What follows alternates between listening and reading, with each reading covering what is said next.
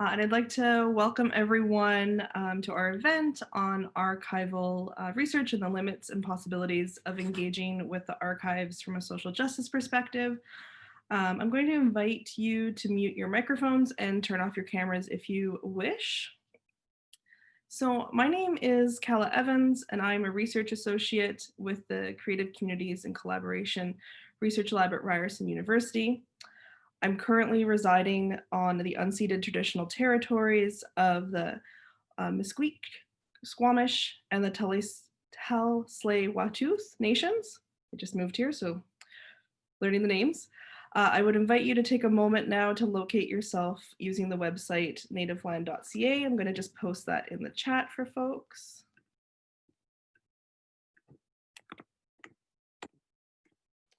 So I'm going to invite you to take a moment now to locate yourself using this website and acknowledge the traditional keepers of the lands upon which you are currently residing. And while land acknowledgements are becoming more commonplace, I would encourage you to consider the ways in which we can move beyond acknowledgement and be actively working towards reparation and reconciliation for the historic and continued systemic violence and oppression enacted against Indigenous people in the colonial project that's known as Canada. So one of the ways that I am personally reflecting on this as we approach the month of December is seeking out Indigenous owned businesses to support and purchase from. So I will share a link to a few of the businesses that I have found in the chat, and I would encourage you to seek out Indigenous owned businesses to support during this holiday season. This event is being organized by the Creative Communities and Collaboration Research Lab and is being moderated by Emily Chabon, a PhD candidate in the joint Ryerson York Communication and Culture program, who is digging through newspapers and other archival material herself for Black women's intellectual contributions in Canada. So the Creative Communities and Collaboration Research Lab, or CCC, was founded by Dr. Miranda Campbell, and the CCC investigates how creativity and cultural production enable resilience and strengthen communities. Not only a driver of 21st century economics, culture, and creative expression, also enhance the well-being of individuals and communities. The CCC examines emergent and community-based responses to social, economic, political, and cultural problems. This event tonight is part of the Towards a Collaborative Future series. The series is imagining a future where collaboration is more possible through increased avenues of co-creation, teaching, and learning, and community engagement. So for more about the other events happening during this series, please visit creativecommunitiescollaborate.eventbrite.ca, and I'll post that link as well in the chat. And now I'd like to turn the event over to our moderator. Hello, good evening, good afternoon, everyone. My name is Emily Jabouin. Thank you, Calla, for the introductions, and thank you to Miranda and Calla for inviting me as moderator. So I'd also like to acknowledge that some of us are in Toronto, which is also known as Toronto.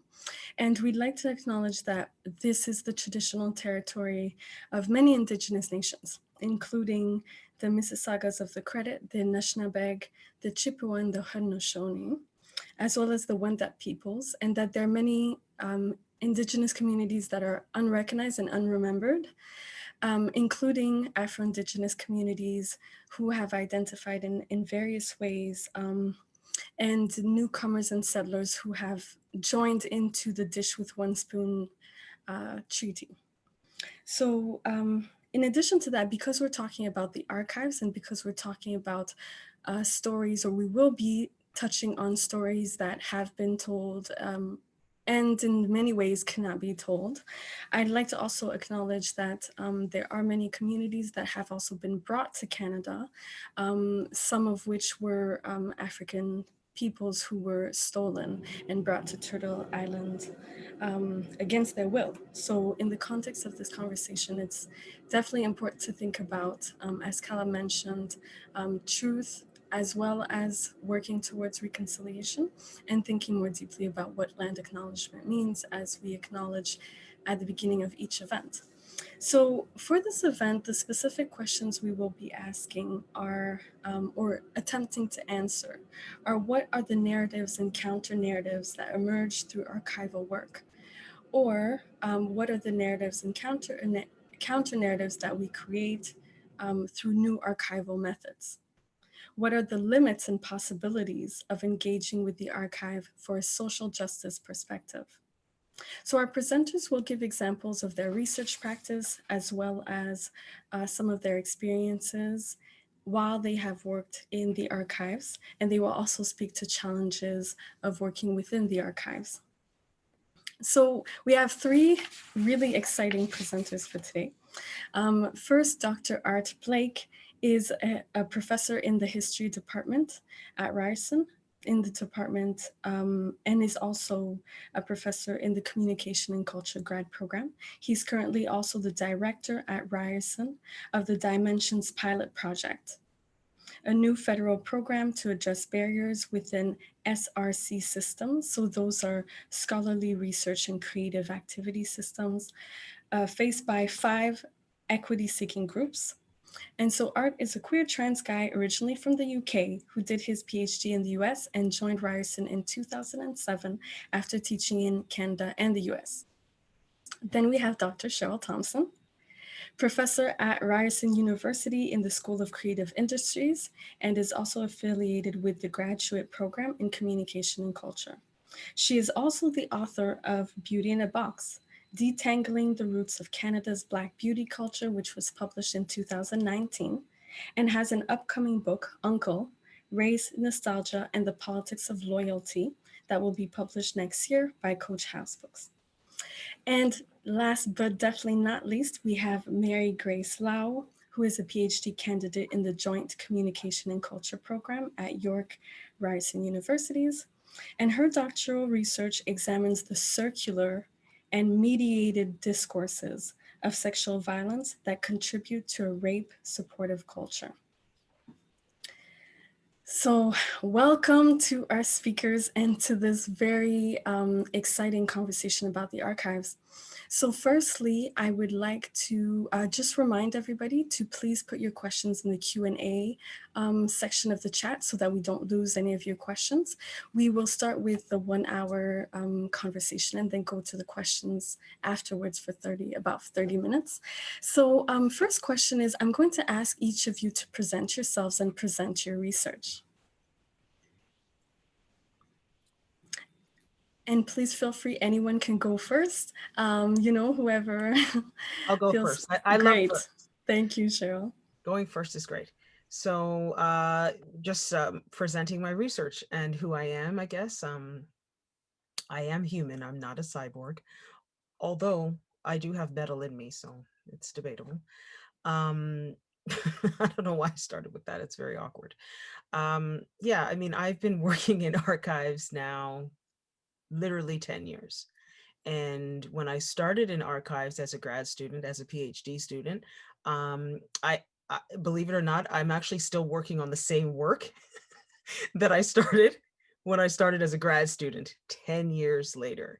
And I never imagined when I was doing that, starting that I would still be doing it 10 years later. And I think it's really important for people who are here and for people who will watch this, if they will watch it at a later date, that to understand that it's been over the last 10 years, I would say, even if you're familiar with the work of Anne Stoler, I mean, who was really also one of the first to start conceptualizing the archive as a point of study, and not just thinking of the archive as something you just go in and you get what you want, and right. So it's really been over the last, I'd say 10 to 15 years or so, that people actually have started to problematize the archive itself as something we need to look into and probe and think about. And so my journey in archives really coincides with this emergent conversation about the archive. And so, the work that I do, Emily mentioned Beauty in a Box. So that book was written specifically because of going into the archive in the US and Canada and looking for 19th century advertisements for products, services, anything Black beauty culture related, and also the dominant beauty culture as well, because the book actually contends with both. But then, people often might ask, like, how did I go from doing that to studying the history of Blackface? That doesn't make, like, how did that happen? Well, one, I lived in Montreal, and Montreal always has Blackface happening everywhere. So when I was a student at McGill, Blackface kept happening, and I just felt compelled as a student as a grad student to know more about why is this happening, because I had never really studied it. And then at the same time, when I went into the archive to look for beauty advertisements, I kept hitting, this is the absolute truth, I kept hitting Aunt Jemima. That's why I started writing about Aunt Jemima. People might wonder where that word came from. Well, that's where it came from. And then after I hit Aunt Jemima, I kept hitting ads for blackface shows in Toronto and all over the place. So it was literally the archive that opened up my entire research agenda that I've now been on for the last 10 years. And so that's kind of my story. And we can get into, I guess I could share more when we get into the questions. Thank you. And so between Art and Grace, whoever would like to jump in. I'm happy to jump, very small jump. So let's see. I'm trained as a historian. I did my PhD in the U.S. in Washington D.C., which was great because it put me in the city where so many of the formal archives of different aspects of U.S. history are located. So I could take the subway or ride my bike to the Library of Congress. And I was lucky enough to get what they call in the States predoctoral fellowships at places like the Smithsonian. So these were archival collections that were enormous. And as with most archives, they don't actually, archives and collections of stuff don't mean anything by themselves. They only have meaning based on the questions that you bring to them, whether those questions are about the stuff you find in the archive, or as Cheryl has suggested, why does this archive exist? How is it constituted as an archive, etc. So I started in grad school in 1991. So I've been poking around in all kinds of archives, from those types of ones in Washington, D.C., through archives in New York City, where I spent a year doing archival research, in Los Angeles for another project. And I also made, I kind of dabbled in making radio documentaries. So as a kind of informal project to meet my own unmet needs as a person, I think, while beginning as an academic. So another archive that that I got into was through doing oral histories, for example, with a whole slew of guys in Canada and the US who were part of the very earliest gay motorcycle groups in the United States. I did a whole radio documentary about gay leathermen. So these are guys who identified as gay men, and who were whose expression of masculinity and expression of their sexuality was expressed through the wearing of leather clothing and the pursuit of BDSM, bondage, discipline, sadomasochism. So I now have a collection of material from those interviews that can help me now contribute to other to archives. So the Leather Archives and Museum, which is located in Chicago, is the primary place to collect that type of material.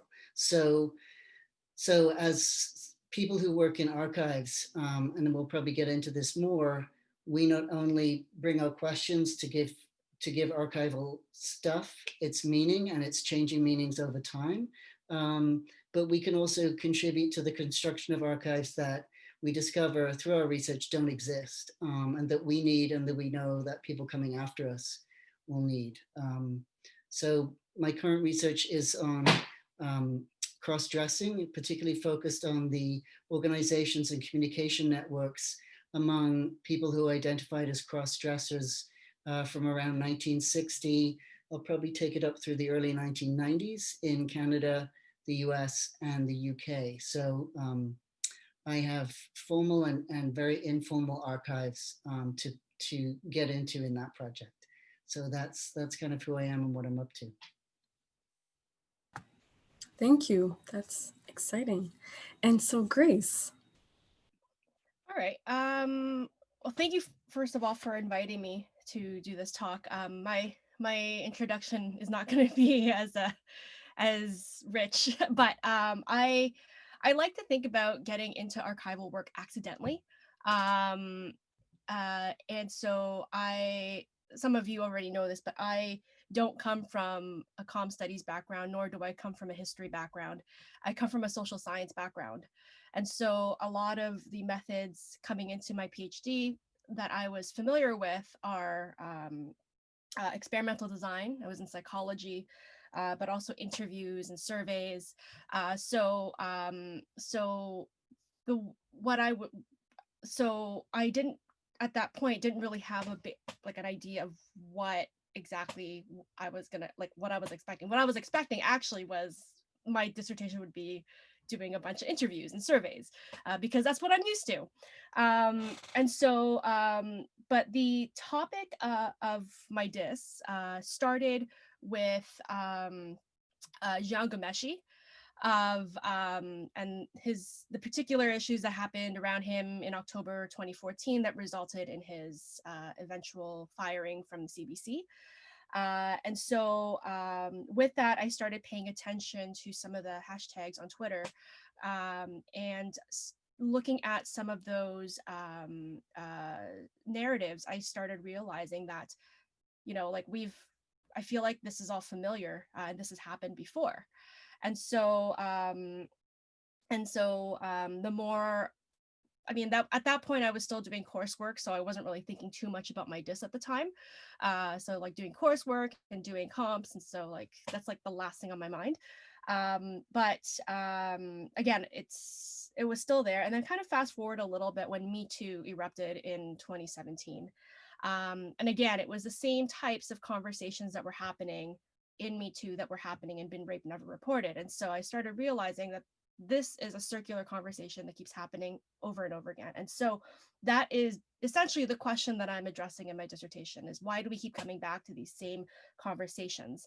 And over time, as I started looking into different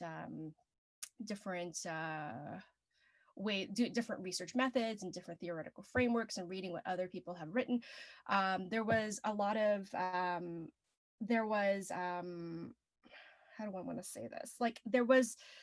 I started realizing that I needed to start looking a little bit further back than just in the past couple of years, like in the past 2 or 3 years. And I'm not a historian. I've never done historical research before. And so that brought me into looking back way back in like the 70s and 80s. So at this time, I was still kind of like, not sure if I was doing archival work, but I knew that I had to do something where I had to look in history. So one summer I was yes, Cheryl, not a historian either. So one summer I was a PhD resident at the McLuhan Center, and I was just talking about, like, I was again in the beginning stages writing my proposal, and so I threw out the word I wanted to do some archival work, and the archivists that were there didn't like that so much because they had asked me, they're like, I don't think you're doing archival work, you're doing data scraping, you're looking at tweets.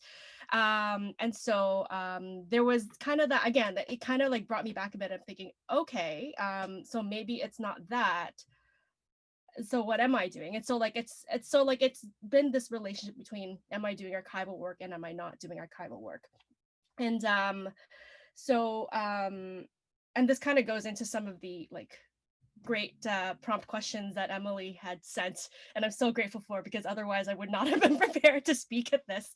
But like thinking about how, and again, Cheryl and Art has talked about this already, of what makes an archive and like who decides what goes in the archive, and that ultimately affects who gets included and who gets excluded, in not just in the archives themselves, but like this includes the researcher and how the researcher engages with that.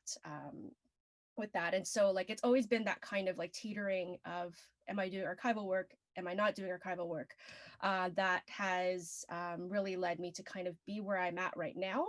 And I can say that I do archival work now. And it has a lot to do with the fact that, I mean, a lot of it has to do with being in lockdown and we can't really go to actual archives.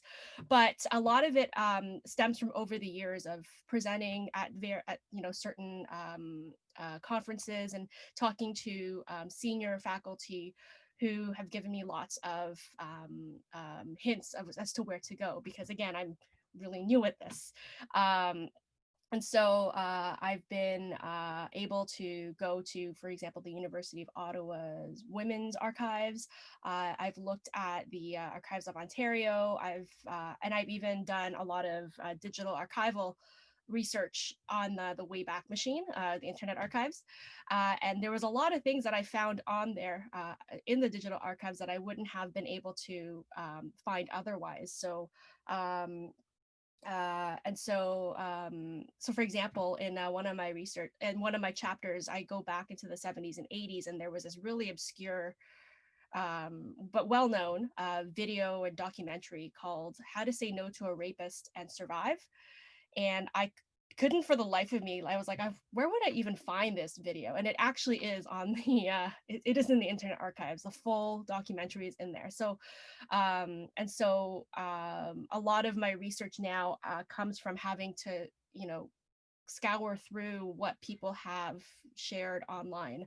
And if it wasn't for that, I wouldn't have some of the rich data set that I have right now that I'm sifting through. Mm-hmm. Thank you so much, Grace. And I feel like exactly as you said it, you sort of are directing us towards a question that I'm just burning to ask all three of you is how do you define the archives?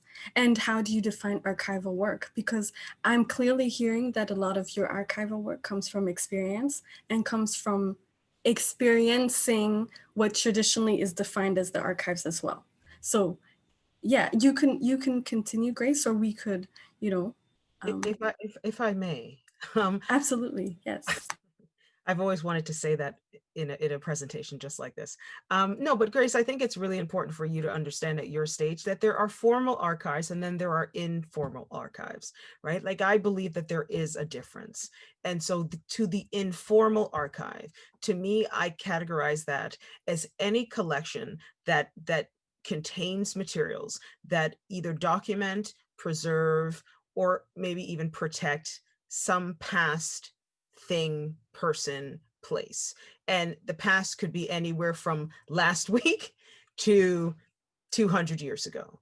And that could be in your own home, right? Or your grandparents, or like a cousin or a friend, or your public, or just someone like at your public school, one of your teachers. For example, I once published something in a very prominent newspaper, and my grade 3 teacher sent me an email and said that she had gone down into her own archive and was looking through some photographs, and she was pretty sure that she was my teacher in 1982.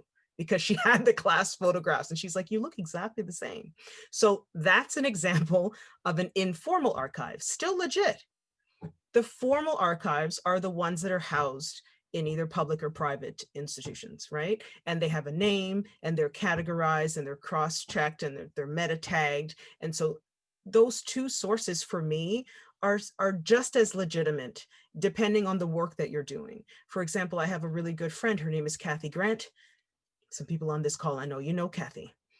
Kathy was wonderful. Kathy actually came to see me when I was ill, had an injury, and she brought me soup. So I'll never forget Kathy. And Kathy also brought her archive. Kathy is a public historian who literally walks around with a suitcase. If you know Kathy, you know what I'm saying. She's literally collects her own history. And why does she do that? Because that history is either ignored, neglected, or just not even considered history by official archives. So she has her own archive, and she's creating an entire story based on things that she's collected, either if it's not from elders, from her own family. Kathy was raised in Montreal, family from Barbados, moved now to Toronto, and has lived in different places in Ontario. She has a wealth. So for me, Kathy is not an academic, but I consider the work that she's doing to be invaluable to academia and to archival work. And so one of the things that I've come to evolve on my conversation about the archive is to always think about the fact that all of us are creating an archive. I mean, if you're on social media, anytime you post pictures of yourself, family, or any place that you visited, that actually is an archive that you're creating of yourself. And so the real question to ask if we take the digital archiving that we're all doing, because if we're on social media, I think the real question to ask is who controls that data? And it's the same question of the formal archive, right? You know, a formal archive, someone has donated that collection to that archive. And so they're basically just like a reservoir that are housing it. They're not going to change any of the contents. They're not going to do any of that, right? Whereas on the digital space, it gets really complicated because technically, who owns that, and what could they do to maybe hide some of your photos? I mean, Kathy has told me, because she posts photos of blackface as well, because that's what she finds in her work, that many times Facebook has blocked her, or they've removed something, or she's posted an historical document and they've flagged it as being obscene. And it was something literally from an actual newspaper from 60 years ago. And so that's where it gets really tricky when you think about like digital archiving and the public archive. But this is all just to say, my last words is that I think in the 21st century, the reason I believe that that the archive is becoming this real topic of conversation is because the past we're beginning to realize that the past is a narration. And it's a narrated story. And in order to, get to some semblance of quote unquote truth, that you have to piece together fragments of the past to kind of make sense of it, that there is no through line narrative. And for me, that's what archival work presents an opportunity to really piece together the story and throw out the through line narrative that the textbooks and your education want you to believe, that the past is just as complicated as the present, right? And it's and when I mean complicated, I mean just like, and I say that because oftentimes historians will tell you, oh, the 1930s, they'll just put it into a whole decade. Meanwhile, that was a very complicated decade. And when you go into the archive, it shows you those complications. So that's what I'd say. Thank you so much. If that was the question at a certain point, I lost. No, it was. No, it was. And so you answered, how you understand the archives to be and what is archival work. So that was great, because you talked about informal and formal, but you also brought up a really important point that maybe we'll hold on to for a little later. You talked about who controls the data. And I think that that's both on a digital level, but also even in physical informal archives, for communities where not a lot of the archives are found formally, which families or who then controls that archives, and how do we have access to those archives? And there's obviously an emotional connection to who is given access to the archives. But Grace and Art, please add, how do you understand the archives to be today, and what does archival work look like to you? Okay, so I actually wanted to take a lot of as Cheryl was talking, I was like, yep. But I didn't really consider the archive as like the informal versus the formal. Of course, I knew that in the back of my mind, but the way that I always defined it was very broadly, as to like anyone can archive, and I think that's why I got that pushback from the archivist, of like, no, that's not true. But that's how I really think of it. And just like what Cheryl said, like everyone, if there is something missing in what's currently being done, then you have to make your own archive. And so that's basically, like, I just wanted to agree with everything that Cheryl said, because it's true. And you're right. The question, a lot of the questions of course, who controls the data, but also whose narratives matter, because if anyone's like anyone who has a social media account or keeps anything essentially is building an archive. And so the question is, whose archives get preserved, I suppose. Yeah, sorry, Grace, and if I could just add on to what you're saying, I mean, it's really important to understand, take any collection. Say if you go to an archive and you want to look into a collection, and say it's the family fonds of some group. That was just an individual in that family that just kept their own records, right? Informally. And then in passing, they then formally submitted them to the archive for them to be housed. So even a formal archive started off informally as someone's own family collection. Any fonds in the archives, that's what they are, right? And the archive then takes them exactly as they were received. They don't change anything about them. And so I think that's really important to understand. And to your last point, that's the reason why archives tend to be, these collections like family fonds in archives tend to be just the wealthy among us, white settlers who lived in Ontario or lived in any place since the 18th century. That tends to be the archives that are that are housed now in formal collections. And then you have sort of offshoots of that, like the Alvin McCurdy funds at the Archives of Ontario. Again, that was just an African Canadian in Amherstburg who said, I'm going to start documenting the newspaper for anything Black. And then here we are decades later, we have the Alvin McCurdy funds that you can now go and go and look and study. It's formal now, but back in 1953 or whenever they started, Alvin McCurdy never probably envisioned that they would ever end up in an institution. Mm-hmm. So And I think that's something to really important to think about as you embark on your journey still in working in archives, that narrative frames then what it is that you're looking at. Mm-hmm. And pointing to the fact of the importance of the researcher and the person documenting. And I think that's where I'd like to ask you, Art, when you talk about the documentaries that you've created, how does that fit into your definition of archives, the way you define archival work? Because essentially these, motorists, was that the documentary you were working on? Yeah. Sorry. One of them was it was a piece that aired on public radio in the US called He Looked Like the Devil. And it was a radio, I think it was like 20-minute radio feature that came out of the work I did with gay Leatherman. And at the time, the oldest guy I interviewed was then 87. And he'd been part of the Satyrs Motorcycle Club in Los Angeles, which was the first gay leather motorcycle group in the US. So I spent a lot of time hanging out in leather bars and talking to all these cool guys. Interesting people, obviously. But at the time, the Leather Archives and Museum in Chicago was just starting out.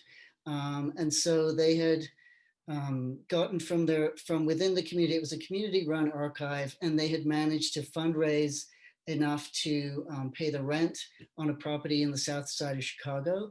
And they had hired someone who had volunteered to go through library school, library and archives training, because unless you have someone with certain types of archival training and curatorial training, it can be problematic to get accreditation as an archive in a museum, which can limit the amount of money and grants and stuff that you can apply for.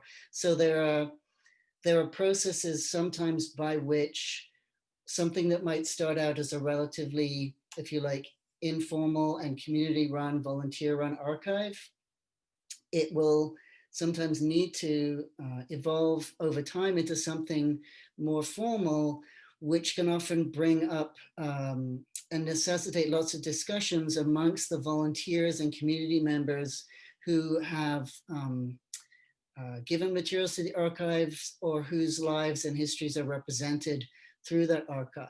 So that those community archives are things like the Leather Archives, but also the Lesbian Her Story archives in Brooklyn, New York, and here in Toronto, what used to be known as the Canadian Lesbian and Gay Archives, now known as the Archives with a Q. These are small community archives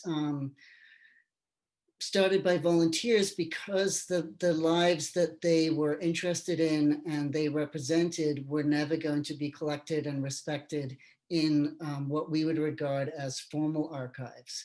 So, so there were people who had the foresight, people who've come before us, members of our various communities and our overlapping communities in all of our lives, all of us are here at this event, who had the foresight to do that type of collecting that starts to bridge the starting point between you know, like a shoebox under somebody's bed of photographs and receipts and things, newspaper clippings, and bringing it together with other people who have other collections in their bedrooms and elsewhere, and bringing things together so that that history and those records can not only be preserved, which is one aspect of what an archive does. It sort of keeps things and keeps things safe.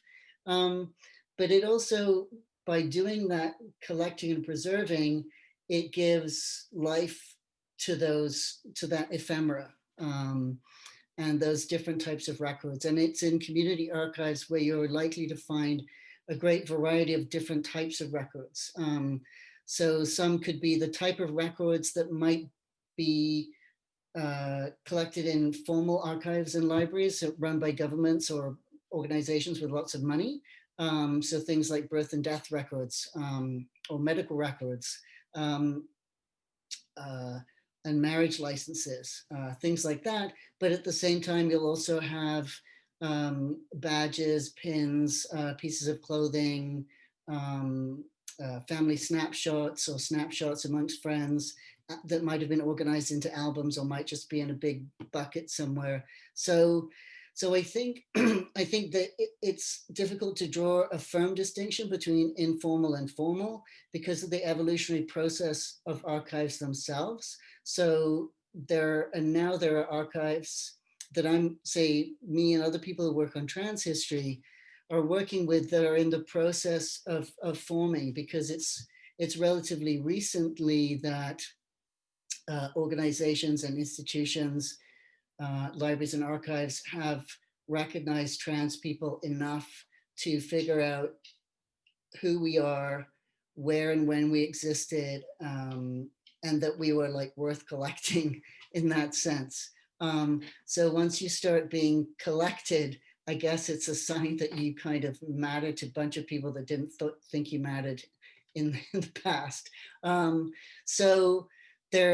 But those archives, because they're evolving in the 21st century, are making great use of digitization. So another way that archives are, and that we need to kind of pay our respects to archivists and curators and librarians, some of whom are very radical in their politics and some of whom are extremely conservative, but you never know when you walk into an archive necessarily which type of archivist you're going to run into. So they're always good people to talk to. The use of digitization is really crucial because it helps to make archives more accessible. So as Grace was saying, during a period when we can't physically walk into the library or the archive or the community center where we might want to go in search of evidence for arguments that we want to make or questions that we want to ask, digital collections are important. So the Digital Transgender Archive is an enormously important digital repository that gathers together materials from different collections across the world and makes them available digitally, and can also link you back to the source where they made an agreement that they could share that library or that archive or that community group's material through the Digital Transgender Archive. So archives are evolving, and I think anyone who works in archives who thinks they might do, it's important to try and contribute in ways to these discussions about what is an archive and how do we, as people who depend on their collections for our own scholarship and perhaps work that we're doing within our own communities that really requires that we have access to materials that are located in the archives because they're designated as part of the so-called past, which we know the past, the whole question of what is the past is another whole theoretical question that we could get into, but I don't think we can right now. But it's important for those of us who use archives for whatever reasons to try and think of ways that we can support them. So, for example, as publicly funded academics, when we have access to grants that we could use to link to collections that we're going to use, particularly in smaller, less well-financed archives and libraries where they would like to be able to digitize more of their collections, but they don't have the funding because it's enormously labor intensive and therefore very expensive. If we can contribute to that kind of later in the 21st century, that other version of the growth of the archive, which means a different type of preservation that increases access. So when I was doing my graduate research for my dissertation, it was I started off in grad school before the World Wide Web kind of emerged in like 94, 95. So it wasn't possible to do a lot of the work that I can do now, for example, from my own desk.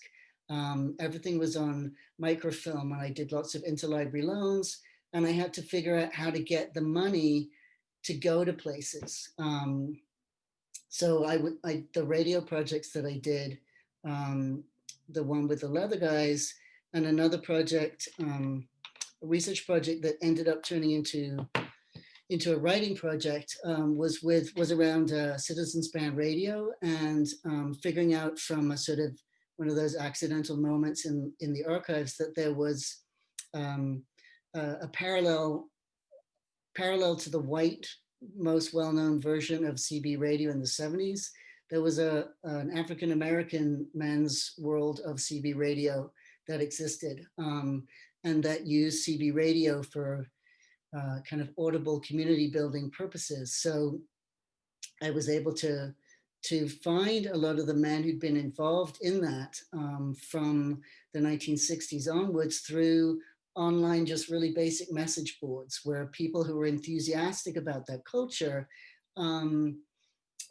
would kind of chat with each other. And that led me to actually be able to meet people in real life and build a project from kind of early versions of digital access being message boards rather than a digital archive of stuff, as it were. So that's a long-winded version of like all these nuances of what is an archive, and also how we owe, I sort of feel as a historian anyway, that I owe a debt of contribution in some way to keep archives going, because they're often things that, if they're supported by governments often like to defund things that they don't think are important, and libraries and archives, especially things to do with marginalized populations like queer people and Black people and women and etc.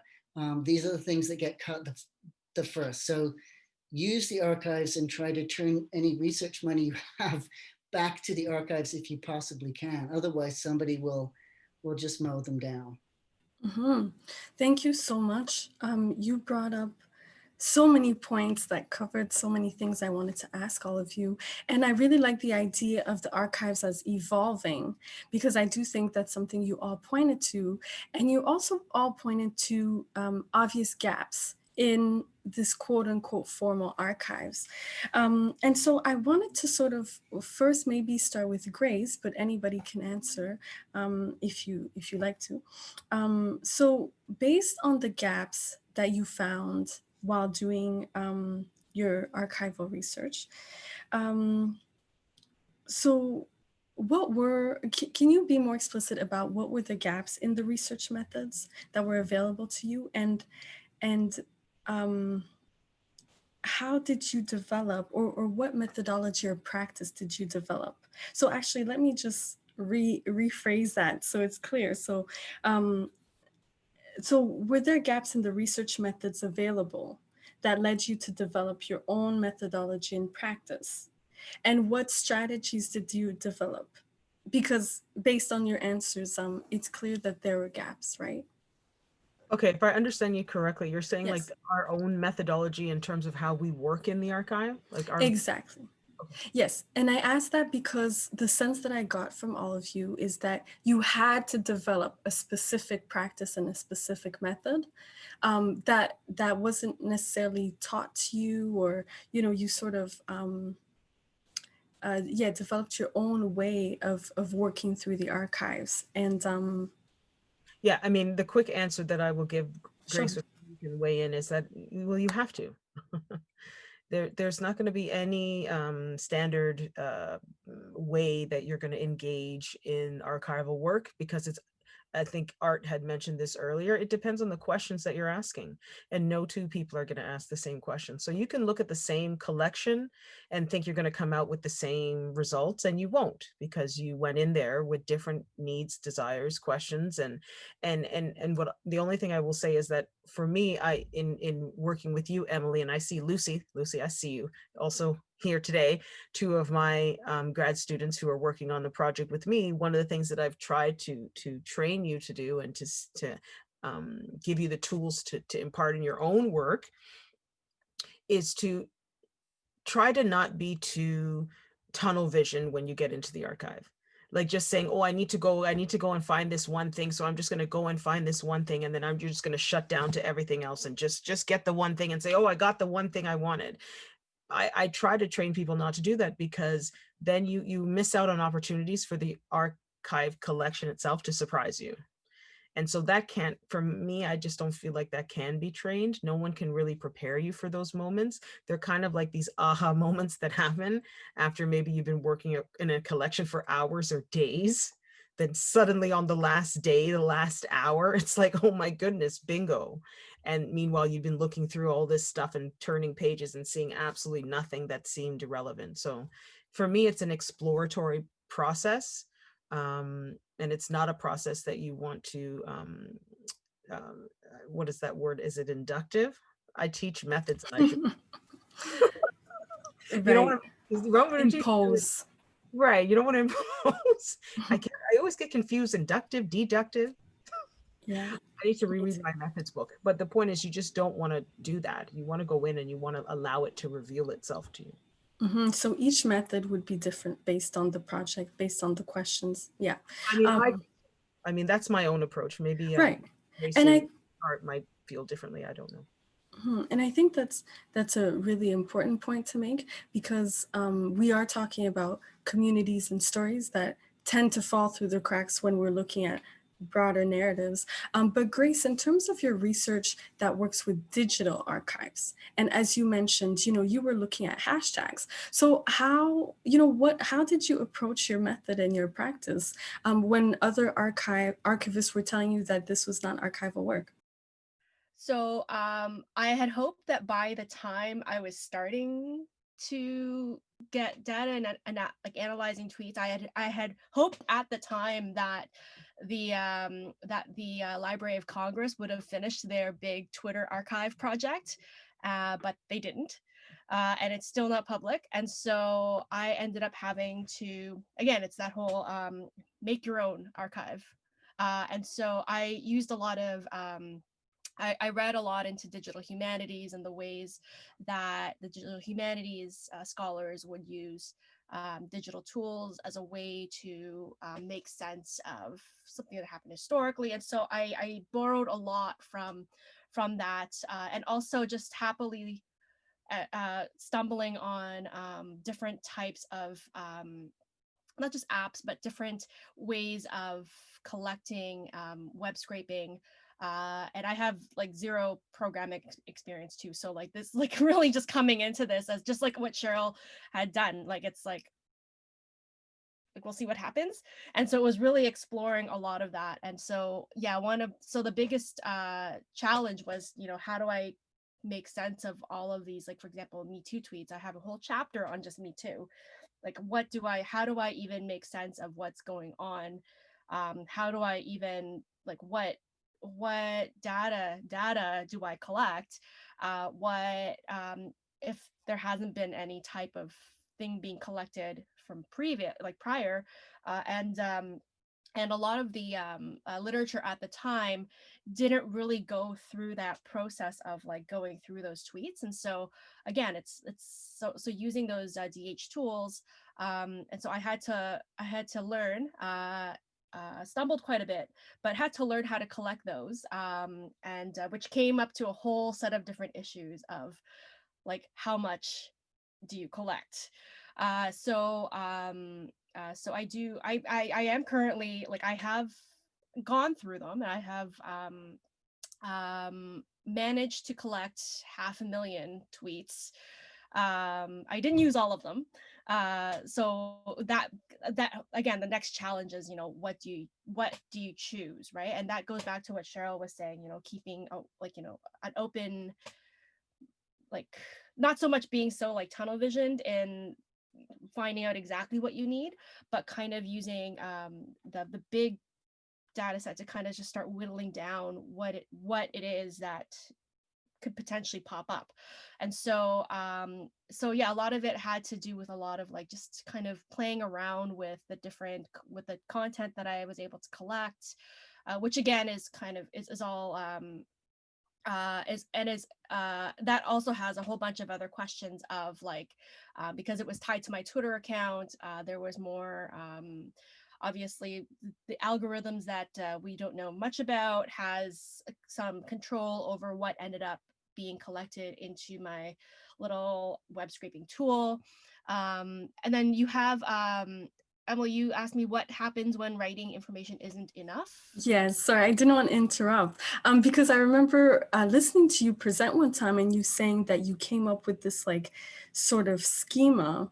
Yeah. So I was just curious about that. Yeah, and so because so the first thing I did to kind of clean up the 500,000 tweets was to start drawing parameters as to what I wanted to include. And so that included, limiting geographical barriers. So I was like, okay, anyone that's self-report Canadian. So like that information I was able to collect with my web scraping tool for Twitter. And also I could also exclude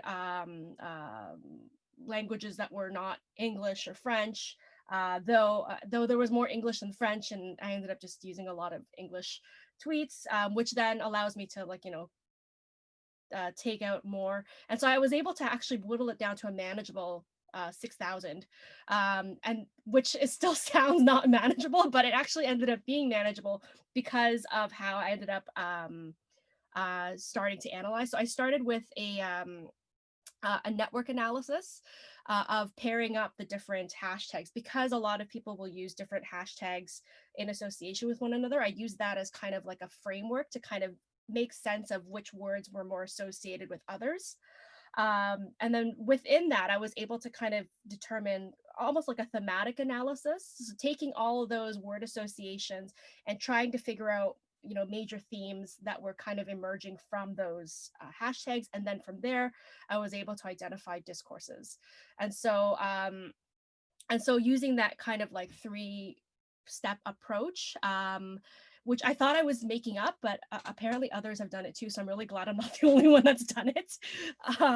That of how to, again, it's that like, how do you take so much of that information? And it goes again with the whole, like with what Cheryl and what Art had said of like, you go in with, you don't want to completely limit yourself, but you also want to come in with like a preset of ideas of what you want to look for. And that's kind of what, that's what guided this analysis that I did. I don't know if I answered your question. No, yeah, I just wanted our audience, to sort of hear like the different ways that you approached it.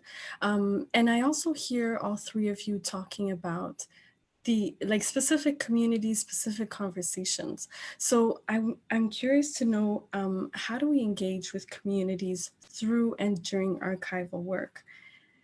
First part of the question. And also, what are the possibilities and limitations of community-oriented archival work? And again, just to clarify, so when Yes. you're asking like engaging with communities and archival work, do you mean like that, like the not the communities that are existing in the archive, but the like communities outside of the archive? Like how do we make sense of them? You know what? Actually, I would say it could be both, because when I look at all three of your projects, I think you could answer the question as though you were talking about communities outside of the archives.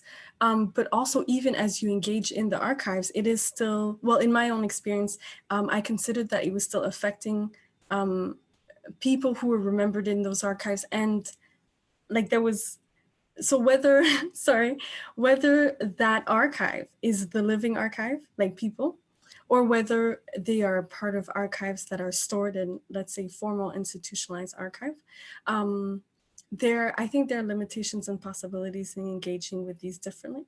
So Cheryl, however way you would rather answer the question, but I can repeat it. So, well, first let's start with how do we engage with communities through and during archival work, if that applies to your specific.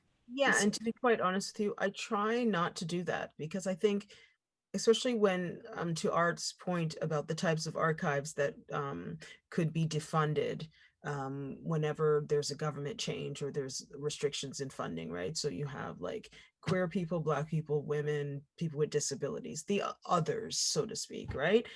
If I go into the archive with the weight of these groups on my shoulder every single time I'm looking at something, it will start to get into my head.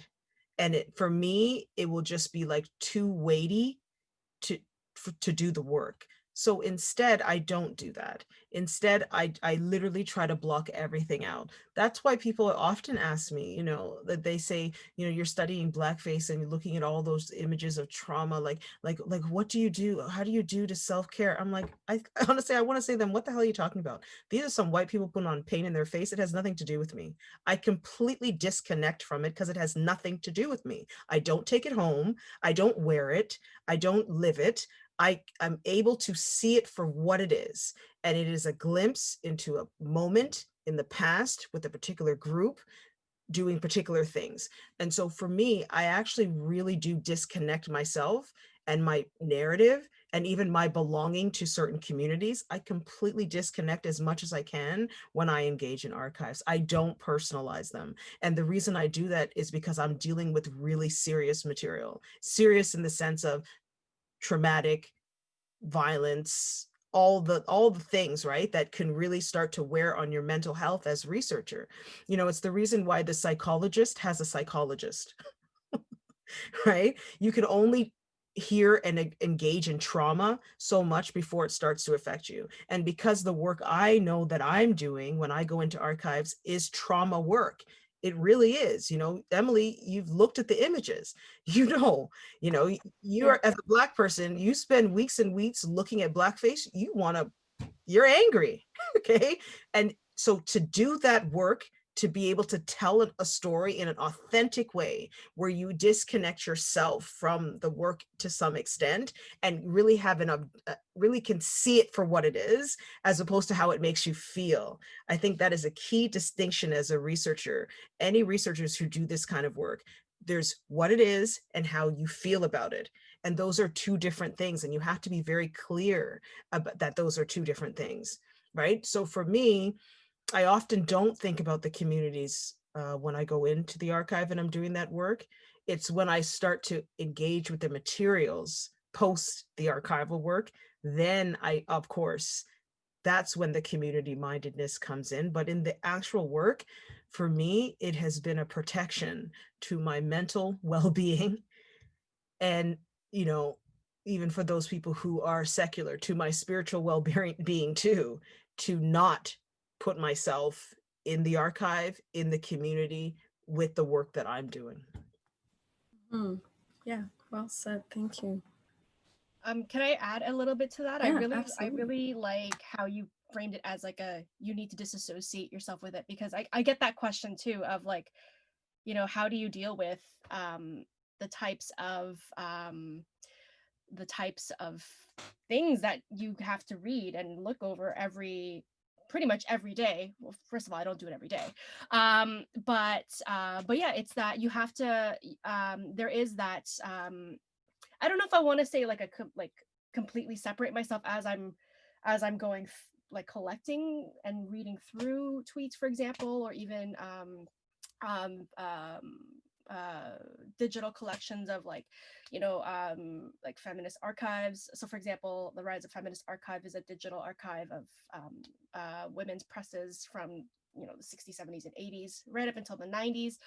And so, yeah, there's a lot of traumatizing things in what gets collected and what you have to go through.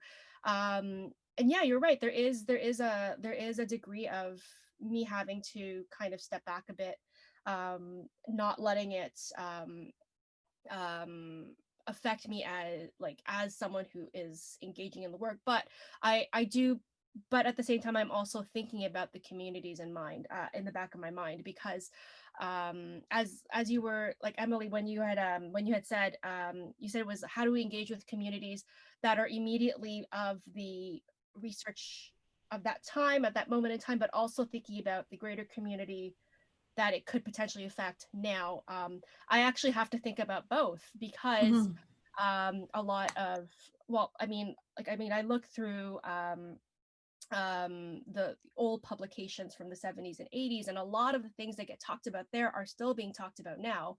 And so one of the things that I think about, especially when I'm engaging with it and when I'm writing up, first of all, I rage write a lot. So sometimes I just get like that push to write, but like it comes from a place of having read through all of that, and I'm like, okay, I'm ready to write now.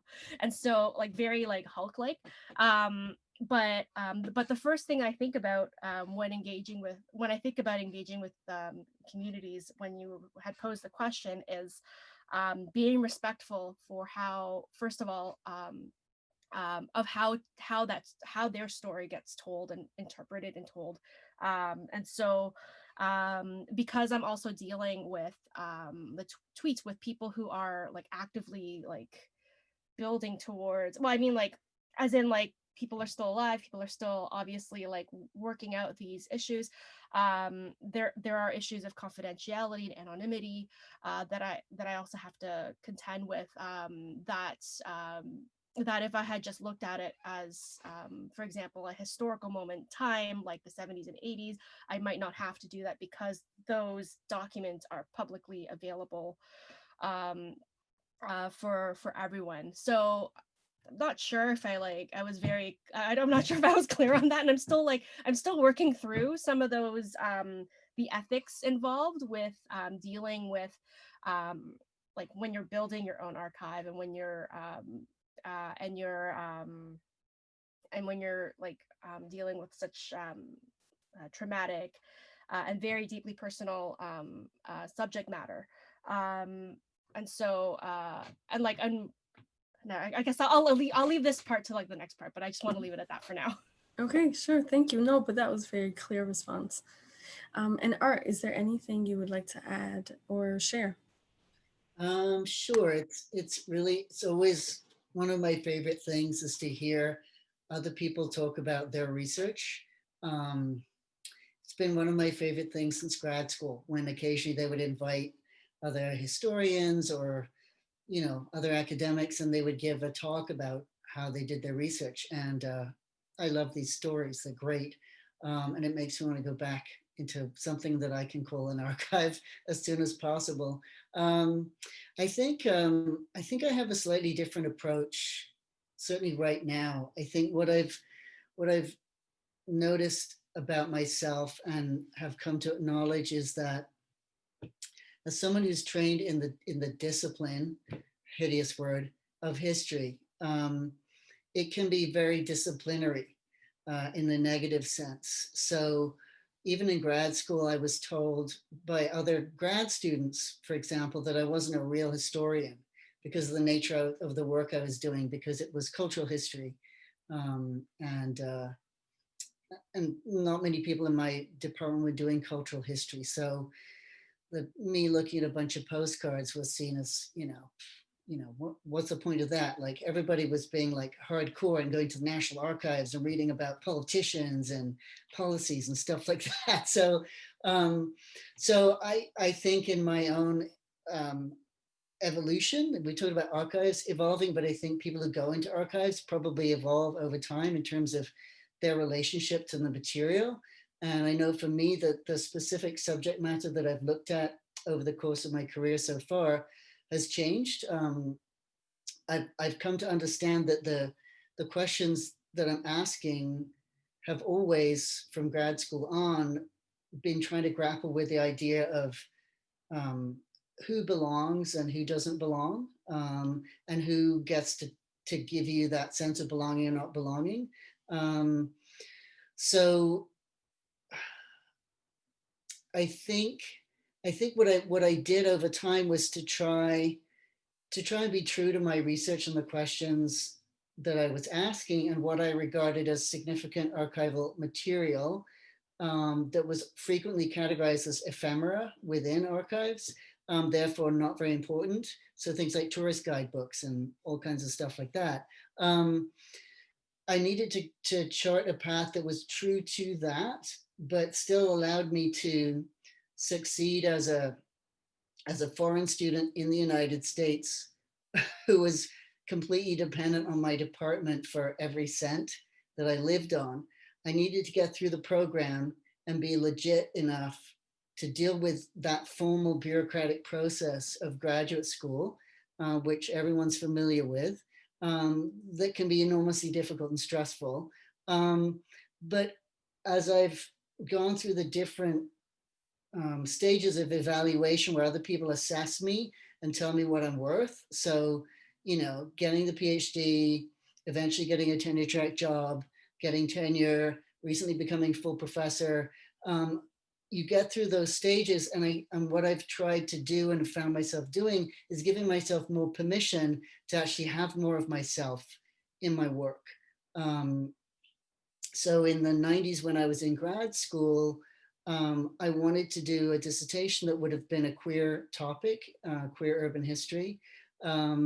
But my advisors strongly advised me not to, because they said it wasn't good for my career, and it was hard to, as a very dependent grad student, foreign student, I couldn't really argue with that. So I went off on a slightly different course. But so what I find myself doing now through the work that I'm doing, which is about questions of clothing and bodies, and how we clothe ourselves in ways that relate to struggles around questions of gender expression.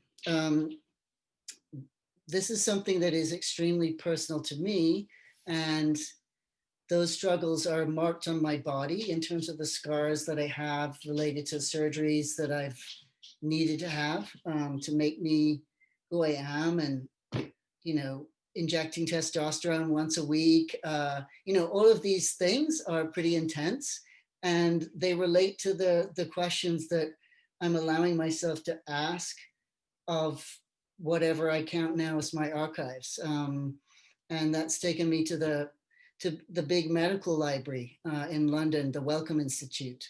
So they have some very significant collections that relate to the history of trans identities and trans bodies. But of course, they're framed within the Wellcome collection, which is a medical library and therefore is part of the history of pathologizing people like me. So that initially felt very strange to enter that space as a key archive for the questions that I'm asking about trans bodies and clothing, etc. But so for me, as someone trained in this disciplinary discipline of history, it feels a bit like growing up in England, which was also very much a culture that I needed to get away from. So my journey as a historian, as someone who uses archives,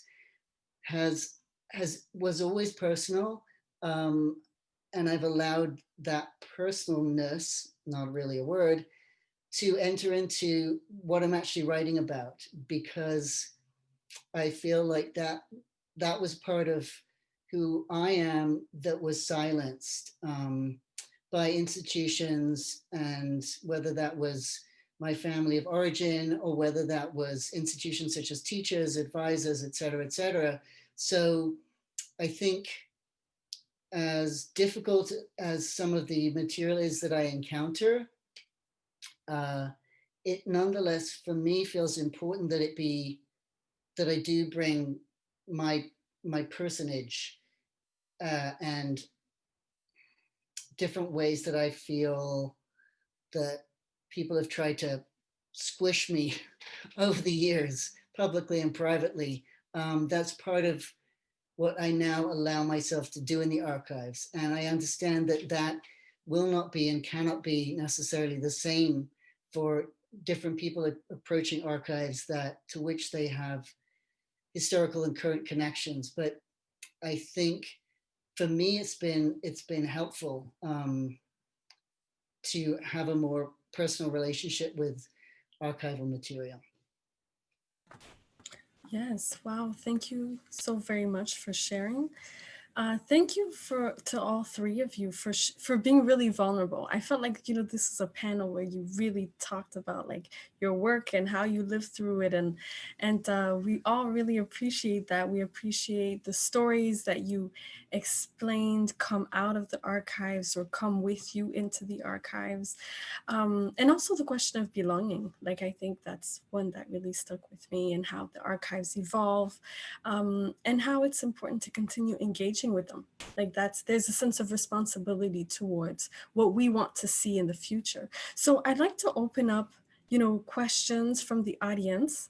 Yes, Cheryl, you would like to say something? For me, just to add on, people, one of the things for me is that the archive for me is like the appetizer. It really is. It's an appetizer. Appetizers, you eat one and you're like, that was great, but where's dinner? Dinner for me is the writing. It's like, that's when I bring it to life. I start thinking about who is this related to and how am I going to affect people? Like, that's when I really start bringing all the ingredients and the stuff together. So it's like, I kind of become two different people. Like, there's archive Cheryl and then there's writing Cheryl, and they're literally two completely different people. And I like to think it's because, if anyone knows astrology, it's like I'm a Capricorn rising, but I'm a Pisces. That's my sun sign. So it's like I'm very caring and thoughtful.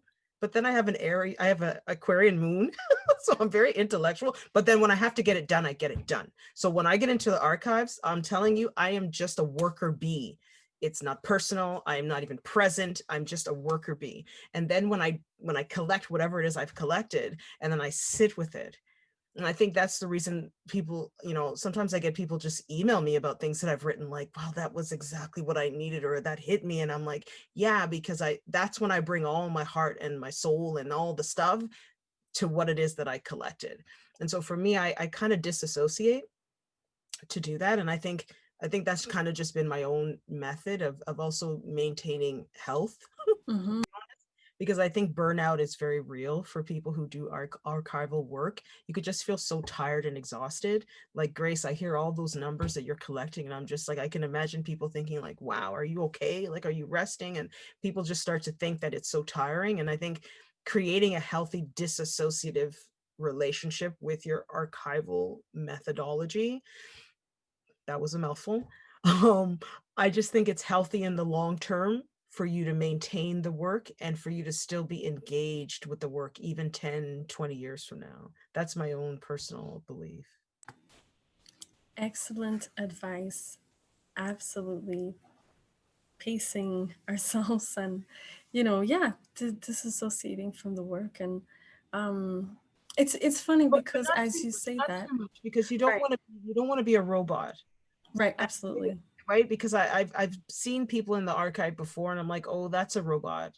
They're not feeling. This is just like, and so you it's a balance act that every one of us has had to figure out, is what I'm saying. But I'm just saying that I think you have to be aware that you probably have to create some kind of balancing act between how you work in the archive and then what you do with it in the post-archival work, which is the writing and the other stuff. Mm-hmm. And also to finish, because this is still, we still want to share our work. So we have a question from the audience, and it is, so can you tell us about your archival encounters? That's me asking Lillian. Okay. in the audience, who is Thank you. exceptionally fabulous person who does lots of work in the archive. She's an academic, and I know Lillian a little bit, and it's great that she's here. And I was just wondering if Lillian could comment a little bit about the work that she's been doing. And hello, I just unmuted my audio. Can you hear me? yes. Okay, now I can't hear you. So am I seeing a nodding? I'm not putting my video on because I have terrible hair today. So you're only going to hear me. But first of all, Art, thank you. You're marvelous. And you need to call me and we should have coffee sometime because it's been forever. And also thank you to everyone and a wonderfully shared and moderated panel as well. I learned a lot from this.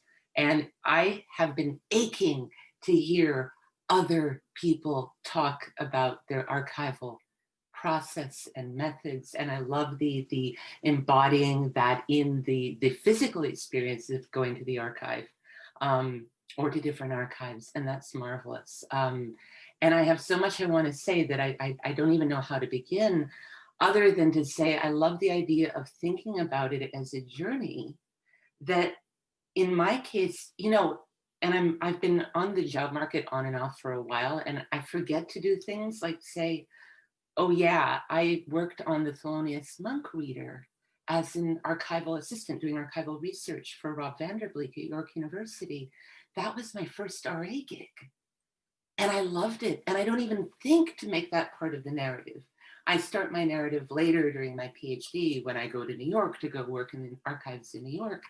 And I'm like, but wait, but you were doing this work beforehand. And then you realize when you do any kind of historical research that you're doing it all the way along. And it's just, yeah, it's sometimes it's a journey that takes you through an entire career, through your graduate studies to undergrad. And I guess I find it really exciting, first of all, to see all these people sort of descending on Toronto to do this sort of work and to think this sort of stuff through. It's like there's a real sense of a community between the different institutions in Toronto right now. I think it's very exciting. And I think being a student, it's a great time to be a student and to be able to work with all of these people, which is pretty amazing. And I love the way that it's becoming something that we're all increasingly thinking about in terms of method and writing about. So, you know, for example, in the introductions of our dissertations and theses and books, and even if we're not ourselves archivists, that we're encountering and grappling with and trying to think through how integral archival research is to all of the work that we do, right? So these kinds of conversations are so edifying. And the last thing I'll say is I just adore how you've all in your different ways opened up this idea of what is an archive and who gets to be there and what do we get to learn and what do we need to be careful of and what kind of communities can be thought of as being rooted in archives. The way it used to be done was just so boring. So I think there's this, it's really exciting and fun at the same time that it's difficult and challenging. And I think this is a really interesting moment of, we're on the precipice of something in terms of how we think about it and reconfiguring what archival research is. So yes, thank everyone here. And I love the fact that we can do this now. I have a disability, so it's great. I love Zoom and I love digital archives because I get to go to them more often now, right? So I have terrible hair, but I'm here. So anyway, thanks again. And seriously, or like, call me, text me. And you know what, Lillian, I feel like we've met on Twitter, like we've had like Twitter conversations. I don't know. But if we haven't, I just want to say that, you know, I think what you made a really good point. Sometimes as grad students, when you are a grad student, you don't realize that the work that you're doing archival work, like you're doing the work, like hands-on stuff that is going to, you know, continue as you go forward in your career. And so, yeah, I mean, I don't know, Lillian just said she can't hear me. I don't know, is it just me or everyone? I don't know. But yeah. And the last thing I was gonna, there was something else I was gonna say when she was talking. I kind of forgot it now. Oh, wow. Okay.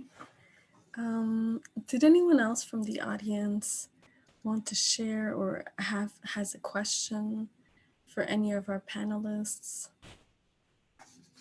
If not, I have a question. Yes, Cheryl has a question. Oh, she remembered. No, it just came to me. We have to be real.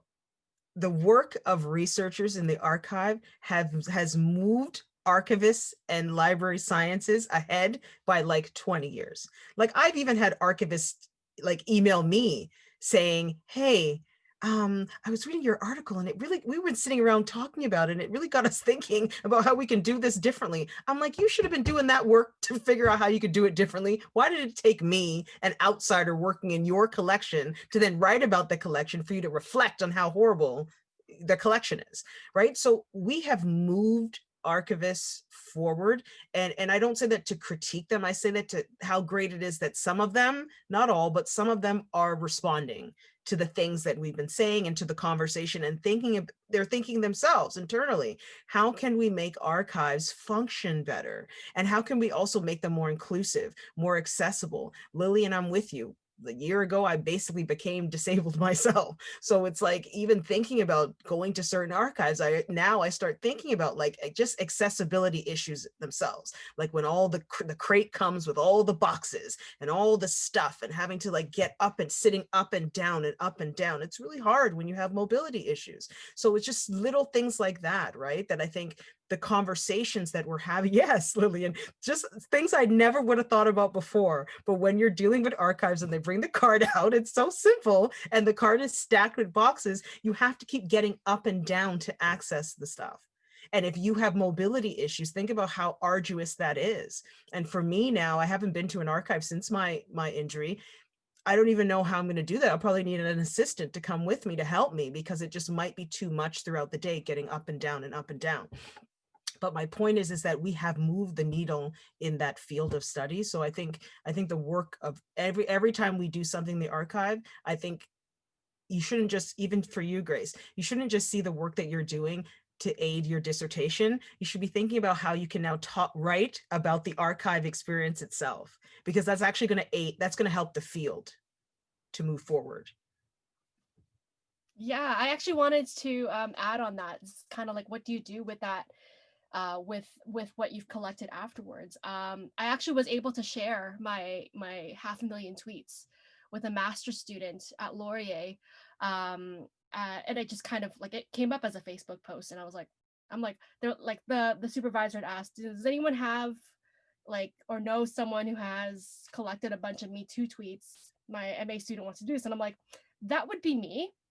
And so, and a lot of questions, I've actually talked about it. I talked about it when I kind of crashed air last week or 2 weeks ago. And the question came up of, what are you going to do with that afterwards? And I thought, I haven't really like thought too much about it, but I know that it is going to come up, because you're right. It is something that we have to, like, part of the archive is to, think of ways of how it gets preserved. Right. And so this is, I know I like, this is something that I got to think about after the disc is done, but it's there and it's something in the back of my mind for sure.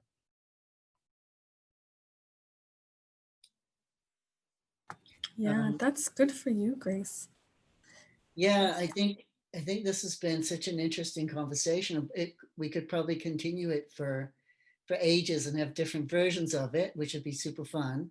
One of the things that I think, Cheryl's comment just now about moving archivists forward, and that's part of our relationship as people who work with archives, is to, whether we like it or not, like if we bring a whole different type of question that's never been asked of that archive in that archive before, then it creates a new, it's like you stimulate the growth of like a new branch, as it were, which is a huge contribution. So I think there's some interesting work going on in terms of how people think about libraries and archives, and how people are trained to go into that profession in a critical way at the Faculty of Information Studies, which may have changed its name yet again at U of T. There are people there doing really interesting critical archival work. Patrick Kilty, is one of them. His work in porn studies, and yeah, various people associated with that school as grad students and as faculty. And I wonder if those are some people that maybe, please, can we have another kind of roundtable kind of thing like this, where we get to interact with people who are going to be that next generation of people who organize the stuff that we then encounter as scholars and as activists. That would be really interesting, because I think it has been such a key question, not only in academic departments, but also in the more progressive and sometimes even radical edges of these schools of information science and library science, because their field has just like grown and changed so rapidly that they're trying to figure out, like I have been trying to figure out over the last 10 to 15 years, how to change how they train people, to even think about what's there, how do you collect it, what form, how the formats change over time, how do you do you need to make sure that you still have an old VHS machine in case someone comes into the archives and wants to watch a VHS tape, which is, not to say the cylinder recordings from old cylinder sound machines from, seriously way back. So I think that's a conversation that I'd love to listen to. I would participate in it if I had something useful to contribute, but I'd certainly love to hear it. I could really nerd out on that. That would be like, Cheryl talked about the appetizers and the main course. Maybe that would be dessert. I'm not sure. I love dessert. Yeah, just as long as it's not a custard. I can't stand custards. Can I just add one thing? It seems like you were going to wrap. I'm plugging you, Emily.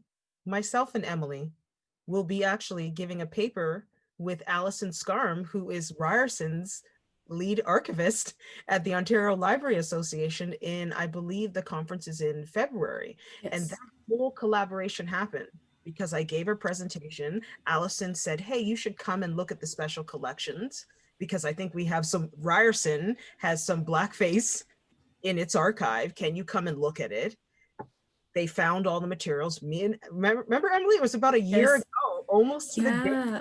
Oh, right. Almost to the day. We went into special collections and they had sorted everything and brought it out. And then Alison Scarm was willing to keep having, or Skyme, I can't remember her name. I don't want to say it wrong, but I feel like I've already have, so it's fine. She was willing to keep having the conversation, is what I'm saying to you. She was willing to say, hey, what are we doing? What care should we take to catalog this material so it could be accessed, but also being mindful of not offending people? What should archivists be doing when we have with basically difficult collections? And I think to Art's point, increasingly, that is the question that's going on in a lot of archives. What do they do with difficult collections? Mm-hmm. Do they just keep them hidden, which has been the case for history, or should they now try to contend with them? And in contending with them, how do you present them? How do you make them accessible, given that the material could be misinterpreted? And it's just so many questions that archivists, but for me, I'm just happy that they're willing to have the conversation now. And they're not just going to hide it away and say, well, we don't want to talk about that kind of thing. And I think that, so yes, the Ontario Library Association, I don't know if that's a public conference. I'm not sure yet, but if it is, I'll gladly share it with our Kala, and you can circulate it to people. And I think it was, sorry, Cheryl, I think it will be recorded. I think that was the understanding. So even if it wasn't. We're doing our session live, but I don't know if you have to have paid to attend the conference, if you will have access to the recording. I'm not sure. Okay, I see. Yes. Yeah, and I'm very excited about this too, because I do feel that as we talk about these difficult material, or how the archives have to be understood as much more than what we have access to institutionally, and keeping in mind that when governments change and decide to cut libraries and archives, it affects the work that we do, I do see a lot of change, hope, possibility, talking, healing, you know, a lot of, like all three of you are talking about the need to heal. And that's how you contribute to the healing process, and the journey is to do this sort of work and to share it with all of us. So that being said, thank you so much for this wonderful panel and this wonderful event. Thank you so much. It's Thank really you. great. So great to organize this. I really appreciate it. It's been great to be in everybody's company today. Yes, and Emily, as your co-supervisor, thank you so much. Thank And you. I'm going to say this, and it might embarrass you, but it's like I'm seeing a little flower just blossom before my very eyes in such a short amount of time. I mean this, it's real. So thank you so much for also being open and honest and willing to learn and to go on a journey, because I feel like we've been on a journey with the work that you've been assisting me with. And one day you're going to be able to share your work. Having done this kind of archival work, you're going to be able to share it the same way I am. And so I really look forward to that day. Maybe I'll be moderating and you'll be on the panel. Maybe. Thank you. I just wanted to take a quick second just to thank everyone for participating, all of our panelists, especially Emily. Thank you for that amazing moderation. That was fantastic. I think the conversation was so generative and really productive and wonderful, especially as someone who wouldn't consider themselves an archivist. Now, perhaps, maybe. So we'll be recording this, so we'll be sharing the link once we have everything ready, but I would encourage folks to check out the other two workshops that we're doing this week, and to keep your eye on the CCC lab and everything that we have coming forward in the weeks and months ahead. All right, so thank you so much for attending, and this was wonderful. Thank you again. Yeah, thanks. Thank you. And thank you for having this great conversation, Art and Cheryl. I learned so much, and I'm still a noob, but I'm still learning. Not a noob.